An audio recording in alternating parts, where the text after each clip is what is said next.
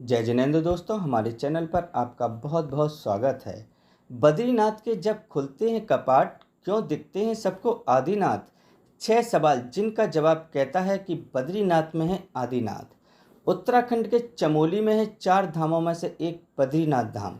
वैदिक परंपरा से भगवान विष्णु का धाम। यह 11,204 फीट की ऊंचाई पर गढ़वाल की पहाड़ियों पर स्थित है, जहां अलकनंदा नदी बहती है। शहर नर और नारायण के बीच बसा हुआ है और ऋषिकेश से 301 किलोमीटर की दूरी पर, या कहें गौरीकुंड केदारनाथ से 233 किलोमीटर की दूरी पर है।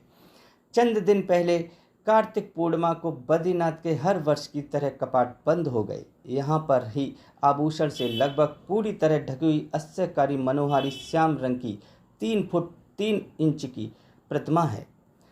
आप में से कोई वहां पर गए होंगे। वहां आचार्य श्री विद्यानंद जी मुनिराज भी दर्शन करने गए थे और एक बार में ही एकाग्रचित होकर देखने लगे। उनके मुख से तत्काल ही निकला, यह तो आदिनाथ भगवान है। और उसके बाद यहाँ की सच्चाई जानने के लिए कुछ प्रयास शुरू हुए, पर किसी परिणाम पर पहुँचने से पहले ही वो सब बंद हो गए। पर इस बीच कई सवाल सामने उभरने लगे, जो आज जनहित में आपके सामने चिंतन के लिए पेश कर रहा हूँ। इन सवालों में जवाब जानने की कोशिश कीजिए। आपके जहन में बद्रीनाथ के कपाट के अंदर बंद आदिनाथ भगवान की छवि नजर आने लगेगी। सवाल नंबर 1, क्या वैदिक परंपरा में भगवान के अभिषेक की परंपरा है? अगर नहीं, तो यहाँ क्यों अभिषेक किया जाता है? सवाल नंबर 2, भगवान का अभिषेक सार्वजनिक रूप से क्यों नहीं किया जाता? क्या किसी रहस्य का खुलासा ना हो जाए, इस आशंका से? क्या किसी वेद में इसका उल्लेख है कि अभिषेक सार्वजनिक रूप से नहीं करना चाहिए? सवाल नंबर 3, क्या वैदिक परंपरा में कहीं भी किसी भी भगवान की मूर्ति ध्यान मुद्रा में दिगंबर रूप में है?